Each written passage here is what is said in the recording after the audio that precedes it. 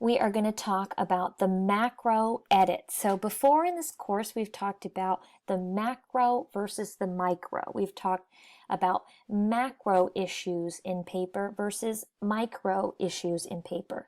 So it's kind of better to start off with the macro view and just make sure that we have all of those parts kind of functioning. Then we can focus in on the sentence level issues that micro errors are concerned with. So this is, again, looking at the big picture.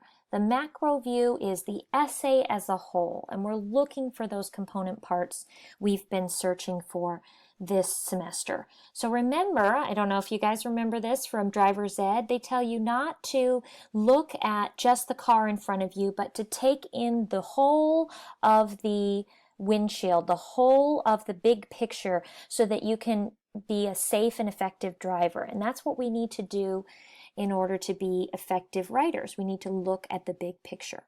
So how do we do this? Well, let's get into it. But the first thing to remember is that we got to go by the requirements of this course. And some of your essays have had some things cut out of them. Things that I wrote were unnecessary because they were wordy, or maybe they didn't add anything to the argument. So just make sure that if you cut those parts out, then it still is at the 2.5 page minimum, right? And we all remember that this is required for portfolio, and if it is under that 2.5 page minimum, it will not be accepted. So let's not let that happen to anybody. And of course, it should be double spaced and Times New Roman font. If there was an issue with that, it should say that at the top of your paper. So just as a quick way to fix that up, let's just take care of those issues now, and then we can move on to the more interesting stuff.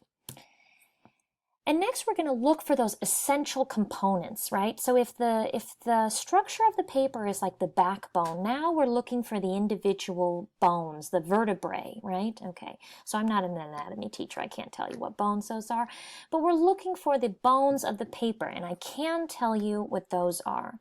First, we need to take a look at our introduction. So hopefully you recall from our lecture on introductory paragraphs the 3 key elements.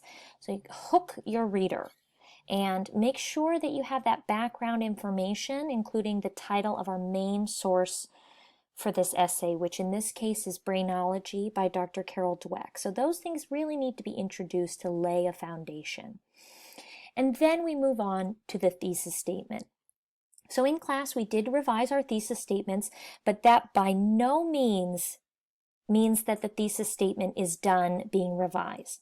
Thesis statements can always be improved, especially now that we can see the whole paper. Again, this is the macro view. We can make sure that our thesis statement maps out where we are headed with our essay. We are going to be taking a look at topic sentences. That's a big focus of this essay, is the strength of our topic sentences. So recall from our lecture on body paragraphs that the topic sentence introduces the one main idea that will be contained in this body paragraph. And strong topic sentences are a really good way to show your reader that you know exactly what you want to say about this subject. And then, of course, we need that balance of quotes from the different sources. It's not an expository paper without supporting details from other texts. We all recall that expository papers make up the majority of papers that you're going to be writing as a college student. And that's why we're really focused on them. We've done a narrative essay, and we're done with narrative. So let's focus in on how we can support our thesis with other quotes from other writers. And lastly, take a look at your conclusion. Now, I know we haven't covered conclusions yet in this course, but we will get to it. And so take a look at your conclusion, make sure it's there, make sure it's kind of synthesizing your ideas from your essay. And this would be a really excellent place to have out your Bloom's Taxonomy handouts to take a look at the idea of synthesis and maybe some of those active verbs to help stimulate your brain of what a conclusion consists of. And we'll always come back and revise our conclusions after we've covered that with Essay 3.